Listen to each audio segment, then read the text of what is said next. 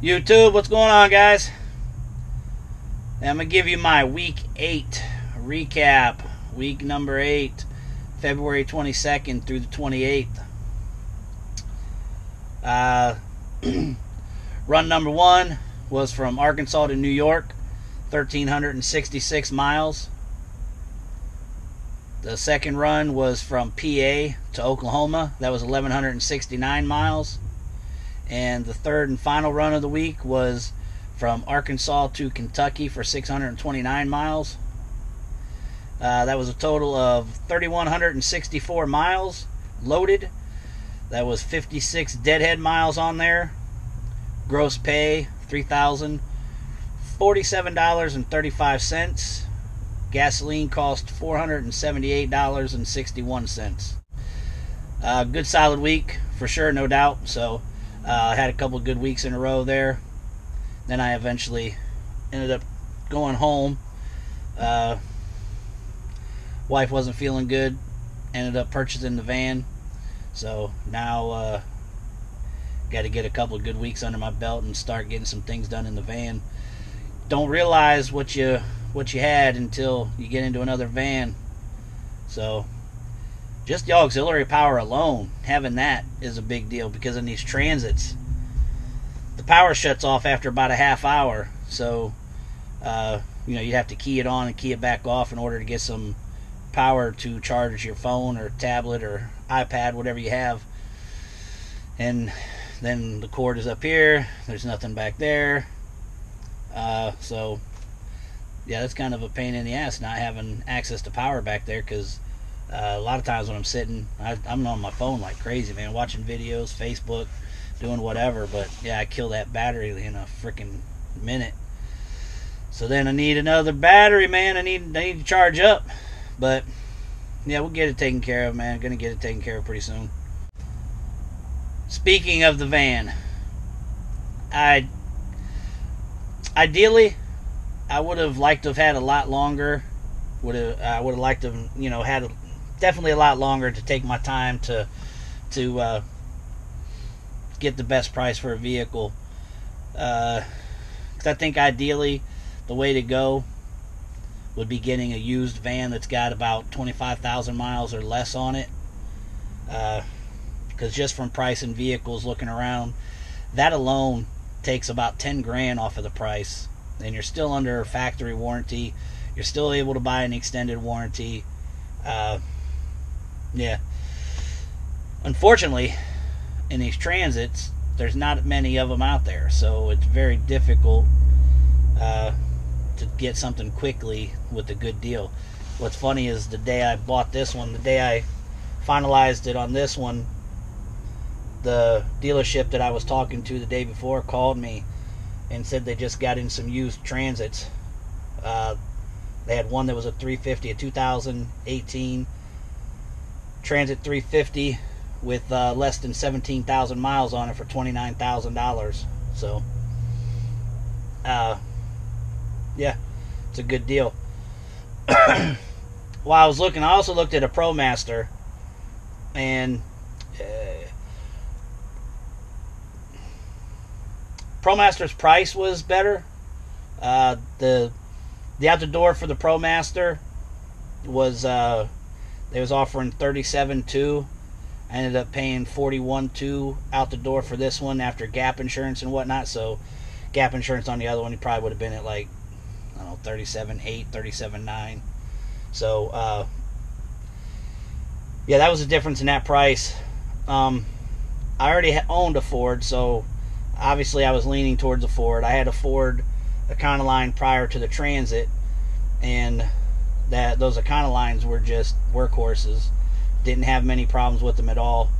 I had 733,000 miles on my Econoline that I traded in on my first Transit, and then the Econoline that just got parked to put my driver in the other Transit had 712,000 miles on it.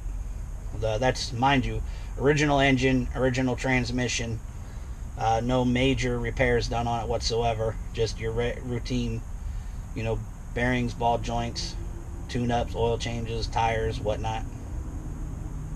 But The ProMaster.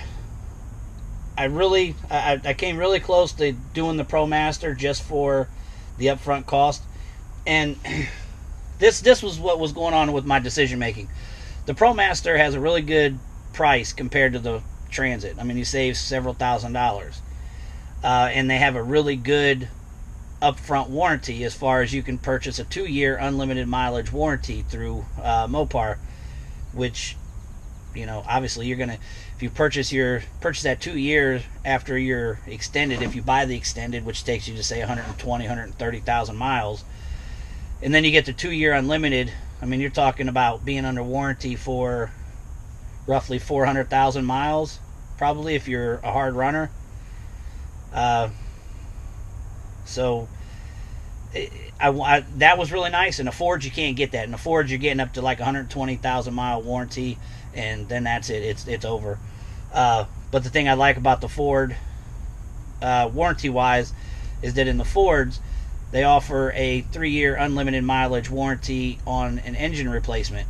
I might be misspeaking on the amount of years. It's 2 or 3. I believe it's 3.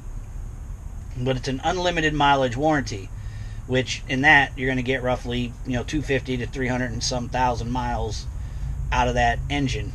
If it's 2 years. If it's 3 years, you're going to get more than that. So, depending on what your game plan is as far as having vans, mine is to keep them and replace engines and transmissions, and hopefully the body and frame and everything else is all good.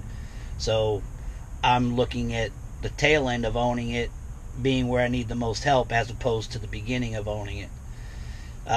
So I was you know, weighing those two things out as far as what I wanted to do, what was more important, and I like, you know what, I'm gonna go online, I'm gonna look at some reviews, you know, that are putting the Transit and ProMaster, that rating the Transit and ProMaster, and I was like, the reviews are kind of close, you know, get on there, and it's just a slight difference in what they're reviewing them. I'll probably try out the Transit. I got on there, the reviews, you know, it's like 3.5 stars, 3 stars. Fords were all 4.5 to 5 stars. So I was just like, man, that's too much of a difference for me. I just couldn't get myself to pull the trigger on a ProMaster. Not knocking the ProMaster, it's just my personal preference with the warranty at the tail end. Just how I feel about Mopar parts in general. Yeah, I just couldn't get myself to do it. Now, I will say I am confident in the fact that I think the Transit, after a few more years, will easily be a better van. And I only say that because the Econoline was just that good. The Ford does have a heavy duty truck line, so that's just the way I'm thinking. That's my logic in it. Yeah, give me your guys' opinions down in the comments section, man. Tell me what you guys think.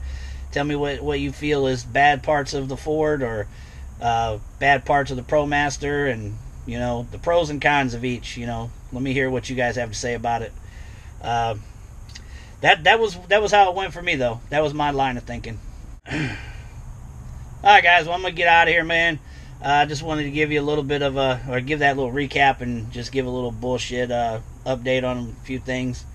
I'm just kind of tossing this in here real quick so that I can put one out tomorrow, and it's just trying to get myself on a more consistent basis with these videos, man. Hope you guys like them, man. I hope they're doing something for you. If you like it, share it, hit the like button. If you ain't subscribed, subscribe. Yeah, man, I'll see you guys in the next one, man.